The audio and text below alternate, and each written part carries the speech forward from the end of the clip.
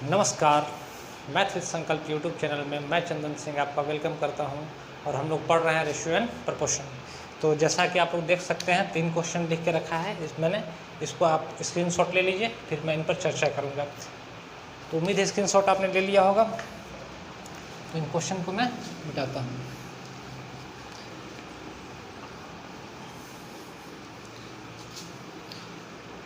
आज जो हम लोग टॉपिक पढ़ रहे होंगे रेशियो एंड प्रपोर्शन में, हिंदी में अनुपातिक विभाजन पर आधारित प्रश्न है और इंग्लिश में rational question based on rational distribution, question based on rational distribution. तो अनुपातिक विभाजन पर आधारित प्रश्न, अनुपातिक विभाजन पर आधारित प्रश्न।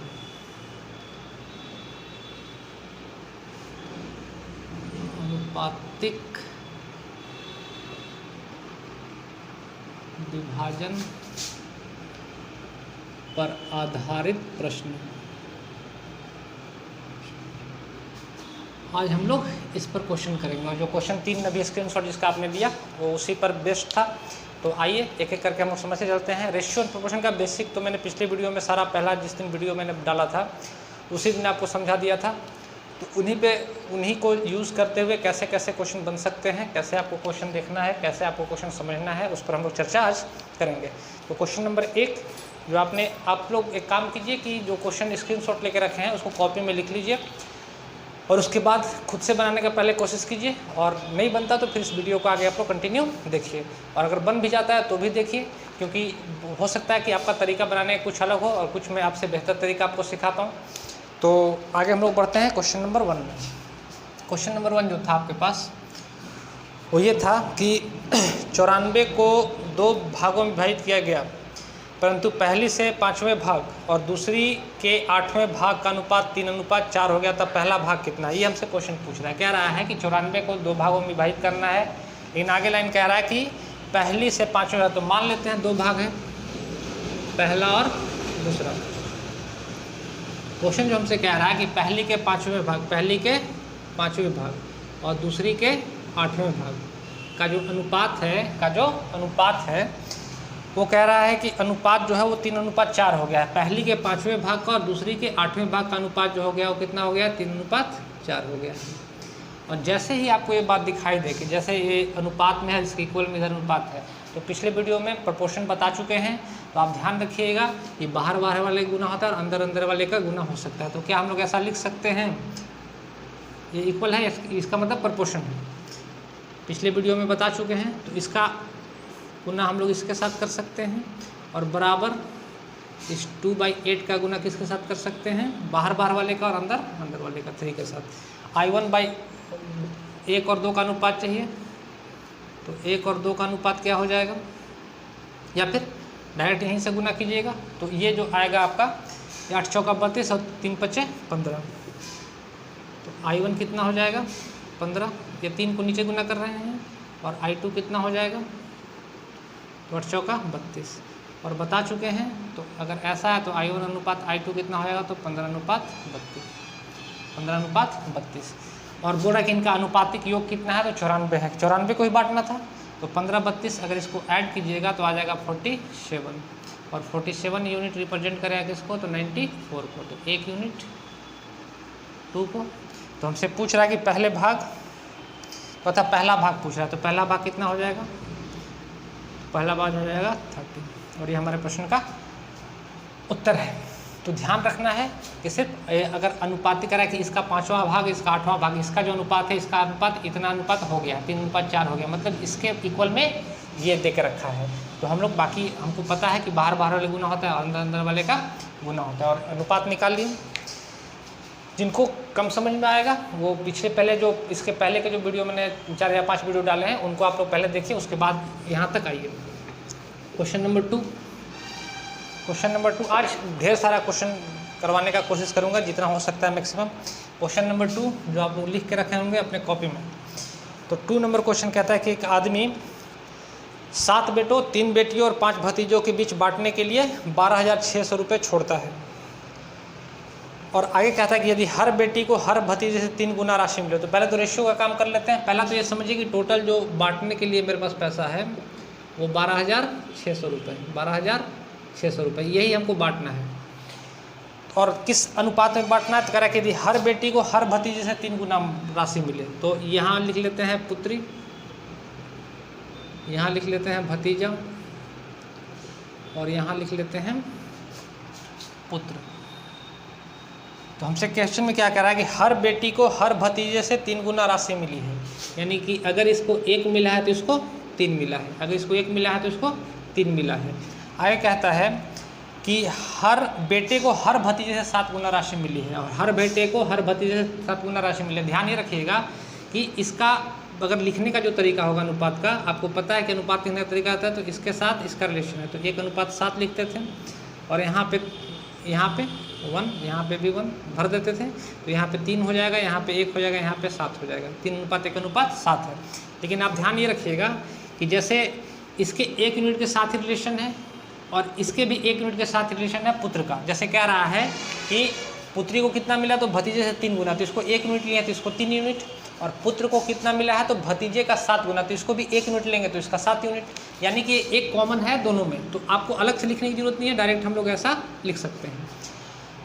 अब रही बात कि अब बांटना कैसा है, तो पुत्री 3 मिलेगा, भतीजा को 1 यूनिट और पुत्र को 7 यूनिट। लेकिन यहाँ प्रॉब्लम एक और है कि यहाँ पे इनके नंबर्स दे के रखे गए हैं, पुत्र और पुत्रियों की संख्या दे के रखी गई है। तो जैसे अगर एक ही पुत्री होती तो उसको 3 यूनिट मिलता, एक ही भतीजा होता तो 1 यूनिट, और एक ही पुत्र होता तो 7 यूनिट। लेकिन हमसे कह रहा है कि 7 बेटे हैं, 3 बेटियाँ और 5 भतीजा है, तो ये नंबर जो दे के हमको रखा है वो 7 बेटे हैं, 3 बेटियाँ हैं, और हमसे कह रहा है कि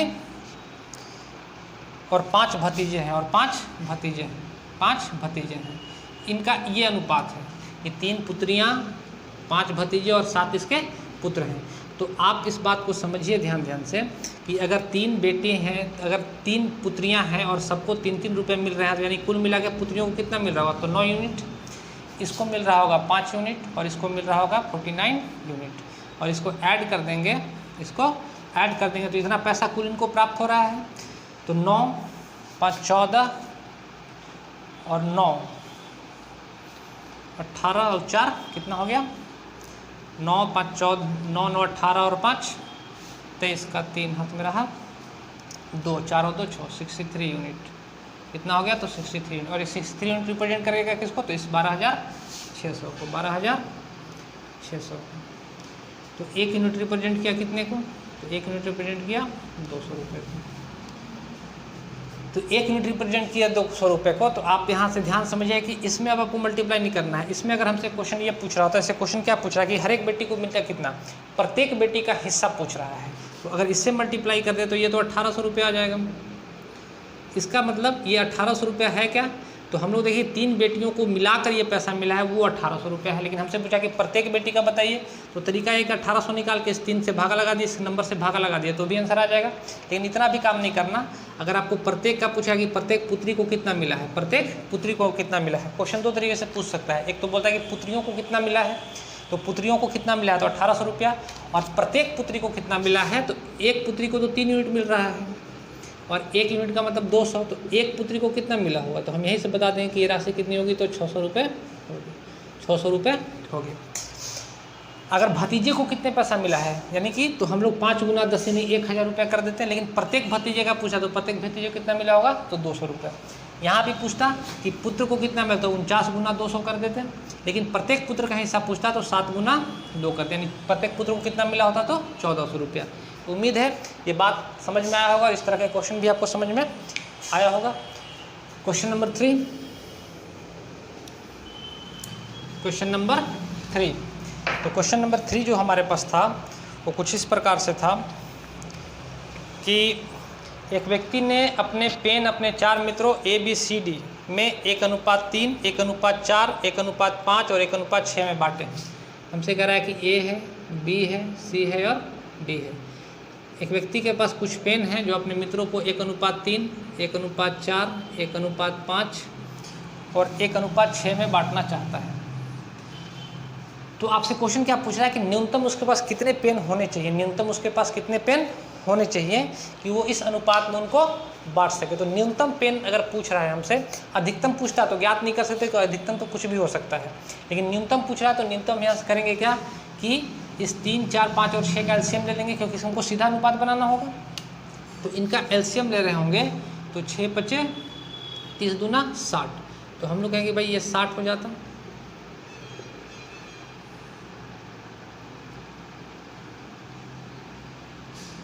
और ये इनका जब रेशियो निकाल रहे होंगे तो ये हो जाएगा 20, ये हो जाएगा 15, ये हो जाएगा 12 और ये हो जाएगा 10। तो इस अनुपात में पेन बांटे गए होते हैं 20, 15, 12 और 10 में। तो इसको आपस में ऐड कर देंगे, इसको आपस में ऐड कर देंगे तो 20, 10, 30, 10, 40, 10, 50 और 5 और 2 7, कितना हो जाता 57। तो पेन की संख्या कितनी हो जाती है 57। अब कहेंगे यहाँ ध्यान समझिएगा, इस 57 ये हमारा यूनिट आता है। 57 क्या आता है? यूनिट। और ये यूनिट ही वो न्यूनतम संख्या होती है जो इस अनुपात में हम लोग इसको बांट सकते हैं। 57 ही क्या होगी? वो न्यूनतम संख्या होगी जिसको हम इस अनुपात में बांट सकते हैं। तो ऐसा भी हम लोग समझ सकते हैं कि 57 रिप्रेजेंट किसको करता है? 57। तो एक यूनिट रिप्रेजेंट कर देगा 57 को। तो इसमें हम लोग न्यूनतम रखना होगा तो कम से कम 1 से ही मल्टीप्लाई कर सकते हैं। इसमें कितना मल्टीप्लाई? अगर 2 से मल्टीप्लाई करें तो इसका संख्या तो 40 हो जाएगा। तो न्यूनतम संख्या का मतलब क्या है कि 1 यूनिट का रिजल्ट हमको चाहिए। तो हम लोग देख क्या रहे हैं कि ये टोटल जो ऐड करके आया वो कितना आ गया 57, यानी कम से कम 57 पेन वो उसके पास होंगे तो इस रेशियो में उनको वो बांट पा रहा होगा। उम्मीद है इतनी बात समझ में आई होगी हम लोग। तो ये 3 क्वेश्चन थे। अगले हम 3 क्वेश्चन और लिख देते हैं, तब तक वीडियो पॉज करके लिख देते हैं ताकि समय आपका व्यर्थ ना हो, और उसके बाद सीधे हम लोग क्वेश्चन पर आएंगे। तो उम्मीद है इतना आपको समझ में आया होगा। तो नेक्स्ट 3 क्वेश्चन हम वीडियो पॉज करके लिखते हैं।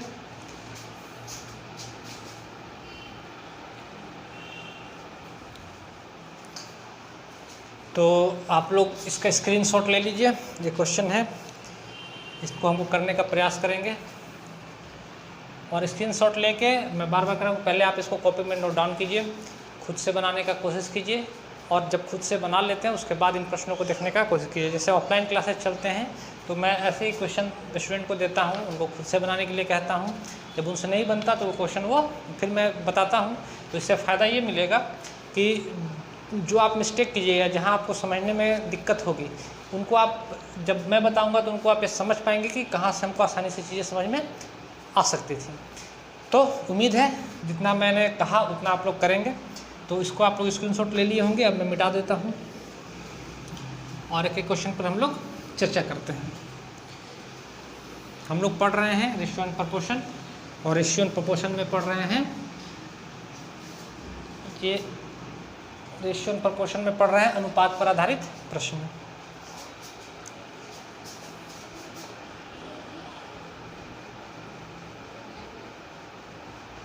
रेशियो एंड प्रोपोर्शन में अनुपात पर आधारित प्रश्न। तो क्वेश्चन नंबर जो 1 था आपका वो कुछ इस प्रकार से था कि एक तरबूज को भार के अनुसार 3:5 में, एक केक को भार के अनुसार 3:5 में काटा गया है। तो कह रहा है जैसे कि एक केक है, इसको किस रेशियो में काटा गया है? तो 3:5 के अनुपात में काटा गया है। 3:5 के अनुपात में काटा गया है। थोड़ा ठीक ठाक काट देते हैं ताकि लगे कि छोटा बड़ा है। 3:5 के अनुपात में काटा गया है। और अगला टर्म क्या कहता है कि इनके उसके बड़े टुकड़े को भार के अनुसार 5:7 में काटा गया। तो इन दोनों में बड़ा टुकड़ा ये वाला, और इसको भी कह रहा है क्या, ध्यान रखिएगा कि इसका ये 3 हिस्सा है पूरे केक का और ये 5 हिस्सा है पूरे केक का। इसको कहता है कि इस वाले हिस्से को फिर से अगेन 5:7 में दोबारा काटा गया है। तो इसको किस अनुपात में काटा गया है? तो 5:7 में, यानी ये 5 होगा और ये 7 होगा। ध्यान समझते चलिएगा। अब इस क्वेश्चन को समझने के लिए, या इस तरह के क्वेश्चन जो भी देंगे आपको समझने के लिए क्या करना है कि पहले केक को बांटा किस अनुपात में है? तो 3:5 में है। मैं सारे तरीके से आपको समझाता हूँ। और फिर इस वाले हिस्से को बांटा किस में है? तो 5:7 में। तो एक बात यहाँ से ध्यान से समझिएगा। जैसे अब जैसे ये वाला केक है मेरे पास, ये वाला हिस्सा, ये वाला हिस्सा है। अब इसको चाहे मैं कितने भी टुकड़े में काट दूं तो क्या इनका वज़न में फ़र्क पड़ेगा? मतलब टोटल मिला के जो वज़न होगा वो तो हमेशा सेम होगा। जैसे अगर हम कहें कि ये मेरे पास 60 kg का केक था, 60 kg का केक था। अब इसको हम काट दिए किसी भी रेशियो में मान लीजिए काट दिए, लेकिन ये कंप्लीट तो 60 kg होगा। तो जैसे अगर हम 60 kg का था और बोले कि 2:3 में इसको काटे हैं, 2:3 में इसको काटे हैं, तो इस टुकड़े का हमको बता दीजिए हिस्सा कितना होगा। तो हम लोग कहते थे कि भाई 5 यूनिट किसको रिप्रेजेंट करेगा, 60 को, तो 1 यूनिट रिप्रेजेंट कर देगा 12 को। तो ये वाला हिस्सा जो होगा वो 24 होगा और ये वाला हिस्सा होगा सो 36 होगा। लेकिन कंप्लीट ऐड करके तो ये आना उतना ही है।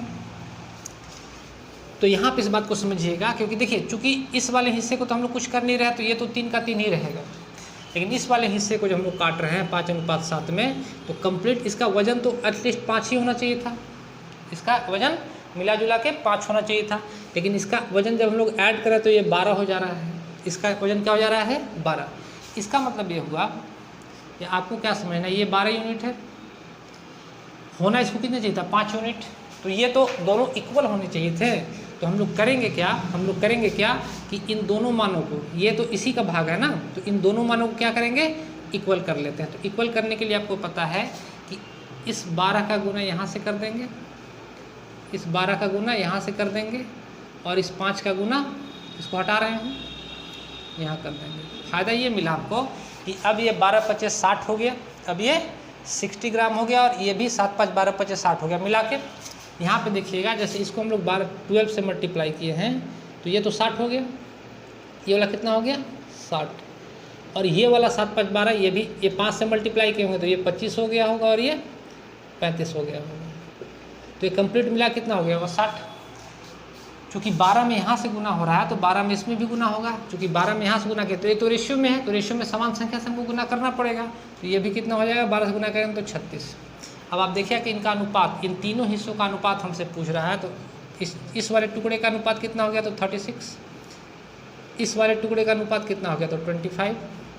और इस वाले टुकड़े का अनुपात कितना हो गया, तो 35। और यही हमारे प्रश्न का उत्तर है। बनाएंगे कैसे, तो आपको ध्यान ही रखना है कि 3:5 में बांटा पहला टुकड़ा, और जिस टुकड़े को फिर दोबारा बांट रहा होगा उनका वजन सेम होना चाहिए। उनका वजन क्या होना चाहिए, सेम होना चाहिए। अगर सेम है तो ठीक है, नहीं है तो फिर इसको हम लोग वजन सेम कर लेंगे। तो हम लोग वजन सेम किए हैं, तो ये 60 है तो ये भी 60, ये 12 और ये 5। तो बराबर करने के लिए बताए भी थे आपको कि संख्याओं को बदल कर गुना कर देते हैं, ऊपर 12×5 = 60 और नीचे 5 से मल्टीप्लाई कर दिए। तो यहाँ से जो रेशियो बन रहा होगा, तो पहले टुकड़े का यहाँ से 12×3 = 36, ये वाला बन गया होगा 12×5 = 60। इसको यहाँ रेशियो में लिख रहे हैं, इनका अनुपात 36 और 60 का बन रहा होगा, लेकिन इसका जो अनुपात बन रहा होगा 25 और ये हो जा रहा होगा 35। हमसे पूछ रहा है कि तीनों टुकड़ों का अनुपात क्या था, ये तीनों टुकड़ों का अनुपात क्या था। पहला टुकड़ा ये, इसका तो हम लोग 2 टुकड़ा और कर दिए थे, तो यानी ये टुकड़ा और ये 3 टुकड़ा बनेगा। तो इन तीनों टुकड़ों का अनुपात कितना हो जाएगा, तो 36:25:35। तो इसको ऐसे नहीं लिखे, डायरेक्ट हमको तीनों टुकड़ों का पूछ रहा है, तो इसी का ये भाग है। तो ये 12×3 = 36, ये 25 और ये 35। ये हमारे प्रश्न का उम्मीद है ये बात आपको समझ में आई होगी। नेक्स्ट हम लोग क्वेश्चन की ओर चलते हैं। Question number 2। क्वेश्चन नंबर 2 बनाने से पहले थोड़ा सा इसका हम लोग देख लेते हैं कि क्या चीज़ें हमको इसमें सीखनी है। इस तरह के प्रश्न आएंगे तो क्या सीखने हैं। जैसे हमसे कभी अनुपातिक योग कहेगा, जैसे हमसे ये कहेगा कि 2:3 है, 2:3 है, इनका योग बता दो, इनका योग बता दो। तो हम लोग ये कह सकते हैं कि ये संख्या 2x होगी और ये संख्या 3x होगी। तो योग हम लोग करते हैं तो 2x + 3x कितना हो जाएगा, इनको ऐड करेंगे तो 2x + 3x कितना हो जाएगा, 5x। लेकिन अगर हमसे ये कह दें कि इसका गुणनफल बता दो, इसका गुणनफल बता दो, तो ये 2x होगा और ये 3x होगा। और इनको जब गुना करेंगे तो 2x × 3x करेंगे। तो आप ध्यान से समझिएगा कि 3 × 6 तो ये हो जाएगा, लेकिन ये जो x मल्टीप्लाई होगा वो क्या होगा, x² होगा। अगर 2:3:5 है और तीनों का गुणनफल अगर आपसे कह रहा होगा, तो यहाँ पे x, यहाँ पे x, यहाँ पे x, तो 5 × 15 × 30, तो ये हो जाएगा। लेकिन x भी आपस में गुना क्या होगा, x³ हो जाएगा। लेकिन इनका अनुपातिक योग कहेगा तो 5 × 3 = 8 और 2 10x हो जाएगा। ये 2x + 3x + 5x, ये कितना हो जाएगा, 10x। इसका मतलब समझाना ये चाह रहे हैं कि अगर अनुपातिक योग का बात करेगा तो आप यहाँ x लीजिए या न लीजिए, कोई फर्क नहीं पड़ेगा। 1 यूनिट का मान आप यहाँ से निकाल सकते हैं डायरेक्ट। 3x और 2 3 और 2 भी जोड़ दिया तो 5 ही आएगा। लेकिन कभी भी गुना करना होगा या संख्या का वर्ग करना होगा, जैसे हमसे कहेगा कि 2x और 3x है, 2x और 3x है और इनका वर्ग करना है, इनका वर्ग करके ऐड करना है, तो आप ऐसा नहीं कर सकते कि 2x और 3x ऐड कर दीजिए, ये 7x हो गया और इसका स्क्वायर कर दीजिए तो ये 49x स्क्वायर हो गया। आप ऐसा नहीं कर सकते। आपको करना ये होगा कि पहले इनका वर्ग करना होगा, तो ये हो जाएगा 2x यानी 4x स्क्वायर और ये हो जाएगा 9x स्क्वायर और तब हम इसको ऐड करके लिख सकते हैं 13x स्क्वायर, 13x स्क्वायर। ये ऐड करके स्क्वायर करने में गलत हो जाएगा, ध्यान रखिएगा ना। तो ये आपको समझ में आया बात कि ऐसी संख्याएं जब हमको गुना करने के लिए कहेगा, स्क्वायर करने के लिए कहेगा, क्यूब करने के लिए कहेगा, तो आप बिना वेरिएबल के मत बनाइएगा, एक वेरिएबल उसके साथ मान लीजिएगा, लेकिन जोड़ने के लिए कहेगा, घटाने के लिए कहेगा तो आपको वेरिएबल लेने की आवश्यकता नहीं है। आप डायरेक्ट संख्याओं को जोड़ सकते हैं, घटा सकते हैं, लेकिन गुना करना होगा तो आपको इसको वेरिएबल लेके बनाना चाहिए ताकि हमको पता है कि हमको x स्क्वायर का मान चाहिए। तो आते हैं नेक्स्ट क्वेश्चन में। क्या कहता है नेक्स्ट क्वेश्चन? आपसे ये कह रहा है कि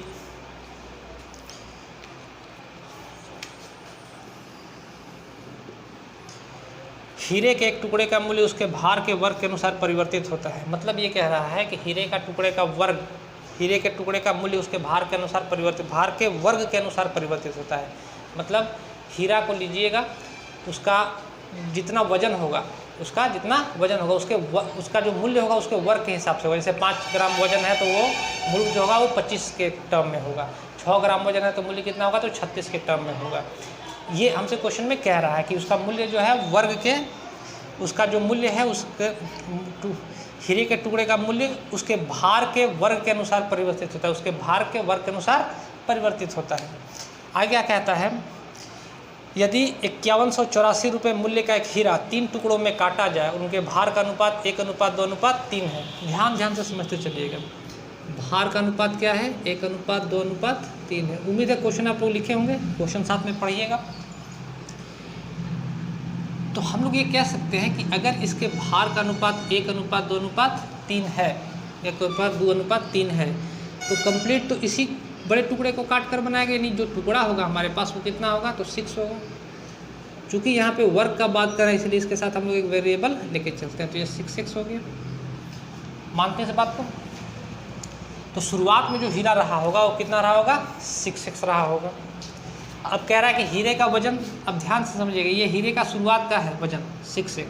अब हीरे का जो मूल्य होगा इसके वर्ग के, इसके भार के वर्ग के हिसाब से होगा, यानी हीरे का जो मूल्य होगा वो इसके भार के वर्ग के बराबर होगा। और हीरे का मूल्य प्रश्न में कितना दे के रखा है? 1,184 रुपये, ये हमको दे के रखा है। यानी हम यहाँ कह सकते हैं कि 36x स्क्वायर जो होगा वो 5184 को डिनोट करेगा। तो x स्क्वायर का मान यहाँ से हम लोग निकाल सकते हैं। तो x स्क्वायर का मान हो जाएगा 144 रुपये। तो x स्क्वायर का मान कितना आ गया? 144 रुपये। x का मान कितना आ जाएगा तो 12 रुपये। अब यहाँ ध्यान रखिएगा गलती क्या होता है कि स्टूडेंट का यहाँ x का मान आ गया, इसको गुना करके जोड़ के ला देगा। ऐसा नहीं कर सकते हम लोग कह रहा है कि अब इसके रेट में चेंज आएगा, रेट में इसका क्या आएगा? चेंज आएगा। क्यों चेंज आएगा? क्योंकि हमसे कह रहा है कि भाई इसको इस टुकड़े में बांटा गया है और इनका जो मूल्य होगा, इस 1 यूनिट का मूल्य होगा इसके भार के वर्ग के अनुसार होगा, इसका मूल्य भी इसके भार के वर्ग के अनुसार होगा और इसका मूल्य भी इसके भार के अनुसार होगा। तो हम लोग क्या ये रहे होंगे कि इसका जो मूल्य हो गया होगा, इसका जो रेट हो गया होगा, मूल्य हो गया होगा, ये x स्क्वायर हो गया होगा, इसका मूल्य हो गया होगा 4x स्क्वायर और इसका मूल्य हो गया होगा 9x स्क्वायर, 9x स्क्वायर। अब यहाँ से हम लोग बता सकते हैं कि इस कंप्लीट तीनों का अगर मूल्य हम लोग जोड़ें, तीनों का मूल्य अगर हम लोग जोड़ें तो 9, 4, 13 और 1 14x स्क्वायर। आप देखिएगा कि x स्क्वायर का मान कितना है? 144। x स्क्वायर का मान कितना है? 144। तो यहाँ पे 14x स्क्वायर यानी 144, इसको गुना कीजिएगा तो आ जाएगा 14 चौके 56 के 6 हाथ में रहा 5, 14 चौके 56 और 5 61 का 1 हाथ में रहा 6 और 14 कम 14 और 6 20, 2016 रुपये। यानी जो हीरा शुरुआत में 5184 रुपये का था, उसको इस रेशियो में बांट देने के बाद उस हीरे की कीमत कितना रह जाएगी, तो 2016 रुपये रह जाएगी। तो नुकसान कितना हुआ जी, हम लोग कहते हैं कि नुकसान हम लोग बता सकते हैं कि 5184 माइनस 2016, 14 में से 6 गया 8, 7 में से 1 गया 6, 1 यहाँ हो जाएगा और 5 में से 2 गया, यानी 3168 रुपये की इसको हानि हो रखी है। 168 रुपये की इसको क्या हो रखी है, तो हानि हो रखी है। दूसरा बात हम लोग समझेंगे इस बात को, कैलकुलेशन का थोड़ा सा पार्ट है। जैसे आप इस बात को समझिए कि हमसे हानि पूछ रहा है, तो हम लोग कह रहे हैं क्या, ध्यान समझ चलिएगा कि हम लोग एक्स स्क्वायर का मान यहाँ से निकालिए 144 रुपीज़। हम लोग कह रहे हैं कि भाई हानि कितनी हो रही है, तो हम लोग कह रहे हैं कि भाई हीरे का मूल्य शुरू में तो 36 एक्स स्क्वायर था और बाद में इसको निकाला है तो बाद में कितना हो गया है, 14 एक्स स्क्वायर। तो 36 एक्स स्क्वायर पहले मूल्य था, अब हो गया 14 एक्स स्क्वायर। तो हानि कितनी हुई, तो थोड़ी सी प्रश्न बनाने में सहूलियत ये होगी कि हानि तो यही हो रहा होगा।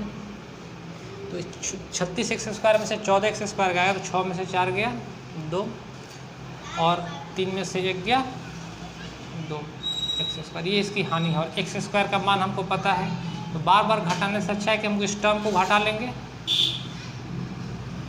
तो हो जाएगा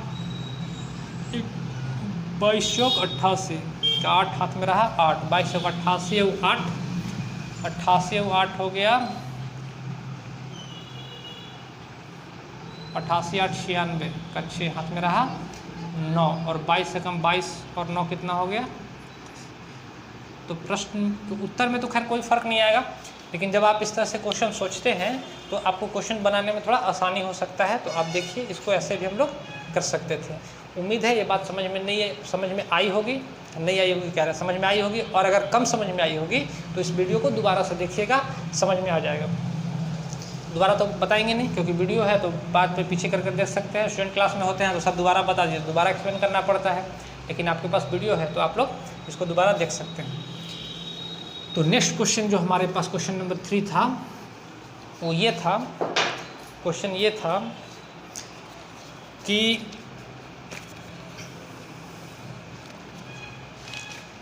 अच्छा क्वेश्चन ये भी देखिएगा, करने का तरीका क्या होगा इसको। पूरे विश्व में भूमि और जल का अनुपात 1:2 है। कह रहा है कि पूरे विश्व में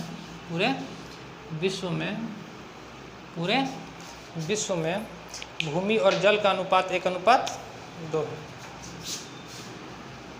पूरे विश्व में भूमि और जल का अनुपात 1:2 है। ध्यान से समझ से चलिएगा, ये भूमि है और ये जल है। भूमि और जल का अनुपात कितना है, तो 1:2 है। 1:2 है। यदि उत्तरी गोलार्ध में यह अनुपात 2:3 है, तो पहले तो आप लोग इसी को थोड़ा सा ज्योग्राफी समझ लीजिएगा। इस पार्ट को, इस पृथ्वी को हम लोग आधा आधा बांट देते हैं, और इस पार्ट को, ऊपर वाले पार्ट को हम लोग कहते हैं उत्तरी गोलार्ध,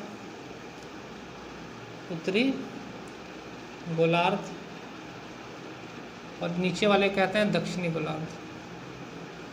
क्वेश्चन अगर अच्छे से समझ जाइएगा तो फिर बनाने में भी समस्या नहीं होता। दक्षिणी गोलार्ध। अब आगे क्या कहता है कि है ऐसा, और फिर आगे क्वेश्चन कहता है कि यह उत्तरी गोलार्ध में 2:3 है। उत्तरी गोलार्ध में कितना है, तो हमसे कह रहा है कि उत्तरी गोलार्ध में यह अनुपात 2:3 है। यह अनुपात 2:3 है। ये कितना है, तो 2:3। इस भूमि और जल का अनुपात, भूमि 2 हिस्सा है तो जल 3 हिस्सा है। आई क्या कहता है, तो दक्षिणी गोलार्ध में कितना होगा, ये पूछ रहा है हमसे। अच्छा क्वेश्चन है, ध्यान समझ से चलिएगा। हम लोग कर ये रहे होंगे कि जैसे 1 और 2 दे के रखा है, 3 यूनिट टोटल पर, और ये 2 और 3 दे के रखा है टोटल पर। तो हम लोग करेंगे ये कि जैसे मान लीजिए कि उत्तरी गोलार्ध आधा हिस्सा है और दक्षिणी गोलार्ध आधा हिस्सा है। तो कंप्लीट अगर हम लोग पृथ्वी को माने तो इसको क्या कीजिएगा कि 100 ले लीजिएगा, दोनों तरफ समान संख्या से गुना भाग कर सकते हैं, तो हो जाएगा 300 यूनिट। क्या हो जाएगा, 300 यूनिट। तो 300 यूनिट में देखिए 100 लेने के पीछे रीजन ये है कि पृथ्वी को, अगर इस पृथ्वी को आधा आधा बांटेंगे तो आधा हिस्सा ऊपर होगा, आधा हिस्सा ऊपर होगा। अगर हम लोग 3 लेते हैं तो 1.5 ऊपर होता और 1.5 नीचे होता। अगर 3 ही लेते तो 1.5 ऊपर और 1.5 नीचे। तो ये 10 डेसिमल में आने लगता है, तो थोड़ा डेसिमल में थोड़ा सा कैलकुलेशन करने में परेशानी होता है। इसलिए हम लोग या तो 10-20 ले लीजिए, 100-200 ले लीजिए, मतलब जीरो लगा के लीजिए ताकि डेसिमल ना बने। तो हम लोग इसको डेसिमल 300 लिए। तो ऐसा हम लोग मान सकते हैं कि ऊपर में जो भी होगा कंप्लीट 150 यूनिट होगा और नीचे भी 150 यूनिट होगा। मानते हैं इस बात को? आधी आधी पृथ्वी अगर हम लोग 2 भागों में बराबर भागों में बांट दिए हैं तो जल पानी जो भी बटा होगा ऊपर भी 150 होगा और नीचे भी 150 होगा। अब यहाँ पे प्रश्न में समझिएगा कि इसको हम लोग कह रहे हैं कि ऊपर वाले में जो भूमि और जल का अनुपात है ये हो गया भूमि, अर्थ और ये वाटर ना। इसका जो अनुपात है वो 2:3 है और ये 2:3 कंप्लीट कितना है तो 5 यूनिट। और ये 5 यूनिट रिप्रेजेंट किसको कर रहा है तो 150 को। तो 1 यूनिट किसको रिप्रेजेंट कर देगा जी तो 30 यूनिट को। 1 यूनिट किसको कर देगा 30 यूनिट को। यानी हम कह सकते हैं कि अर्थ कितना होगा तो 60 और यहाँ पे वाटर कितना होगा तो 30 या 90, 60 और 90। तो पूछ रहा है हमसे कि दक्षिणी गोलार्ध में बता दीजिए। यहाँ से भी समझिएगा कि ये 5 यूनिट किसको रिप्रेजेंट करेगा तो 150 को। तो 1 यूनिट किसको रिप्रेजेंट कर देगा तो 30 को। तो ये हो जाएगा 60 और ये हो जाएगा 90। मानते इस बात को? इसके बाद अब ध्यान से समझिएगा,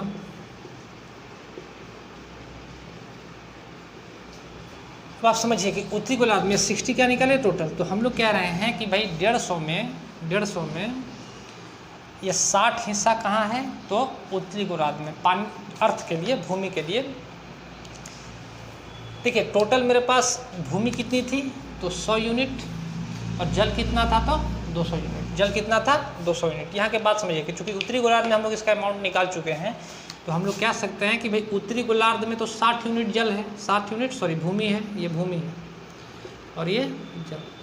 तो उत्तरी गोलार्ध में 60 यूनिट भूमि है, 60 यूनिट भूमि है टोटल 100 यूनिट में से। तो आप बताइए कि बाकी जो 40 यूनिट, इसका डिफरेंस जो 40 यूनिट भूमि बची हुई वो कहाँ होगी तो दक्षिणी गोलार्ध में। मानते हैं?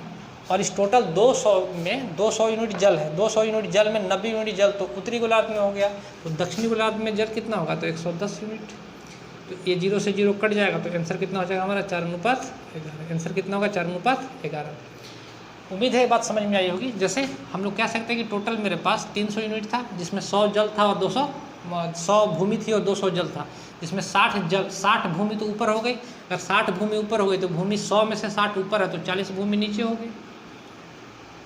और टोटल 200 मेरे पास जल था तो 200 जल में से 90 भाग जल तो ऊपर ही हो गया उत्तरी गोलार्ध में। तो नीचे बचा कितना तो 110 यूनिट। और इसका जब अनुपात निकालेगा तो ये 0 से 0 कट जाएगा और ये 4:11 हमारा आंसर होगा। उम्मीद है इतनी सी बात आपको समझ में आई होगी। अब बढ़ते हैं हम लोग नेक्स्ट क्वेश्चन की ओर और आज के लिए लास्ट क्वेश्चन की ओर।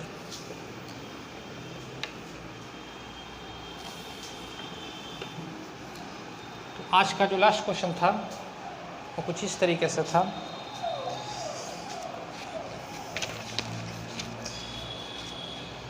ये कह रहा है, ये लास्ट क्वेश्चन हमारा आज का क्या कह रहा है क्वेश्चन में कि 300 की राशि पी क्यू आर में इस प्रकार बांटी गई कि क्यू को पी से 30 रुपये अधिक मिलते हैं और आर को क्यू से 60 रुपये अधिक मिलते हैं। तो इन तीनों का हिस्सों का अनुपात बता दीजिए। तो हमसे कह रहा है कि पी है, क्यू है और आर है। पहला लाइन जो हमसे कह रहा है कि क्यू को पी से 30 रुपये अधिक मिलते हैं। क्यू को पी से 30 रुपये अधिक मिलते हैं। तो मान लेते हैं कि इसको ए रुपया मिल रहा होगा, इसको कितना मिलेगा तो ए प्लस 30 रुपीज़, ए प्लस 30 रुपीज़।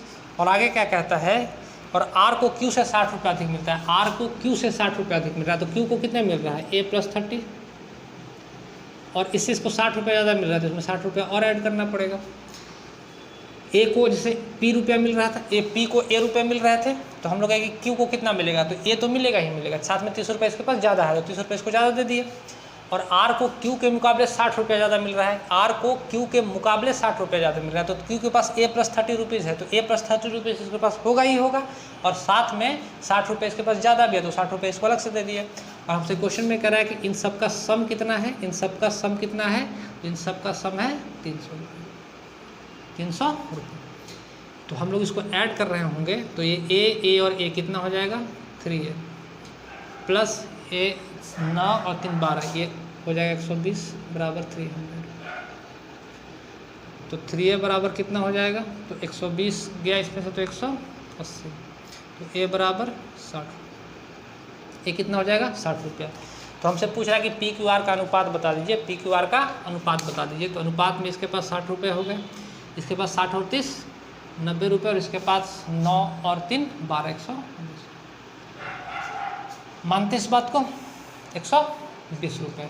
0 से 0 हटा दीजिएगा और 3 सभी भी कटेगा, तो 3 दूना 6, 3 तिहाई 9 और 3 चौके 12। ये जो हमारा आंसर होगा वो 2:3:4 होगा। आंसर कितना होगा, 2:3:4 होगा। उम्मीद है इतनी बातें समझ में आपको आई होंगी। आप अपने सुझाव मेरे तक भेज सकते हैं, और इसके बाद अगला जो वीडियो मैं बनाऊंगा वो रेशियो एंड प्रोपोर्शन के कुछ अच्छे और एडवांस लेवल के क्वेश्चन के बनाऊंगा। जो अच्छे स्टूडेंट हैं जिनका सीजीएल के लिए तैयारी में लगे हुए हैं, नेक्स्ट ईयर सीजीएल के लिए, उनके लिए ये क्वेश्चन काफ़ी काम का होगा। तो आप लोग नेक्स्ट वीडियो का इंतजार कीजिए। नेक्स्ट वीडियो में अच्छे और रेशियो प्रोपोर्शन के अच्छे और एडवांस लेवल के क्वेश्चन पे हम लोग काम करेंगे।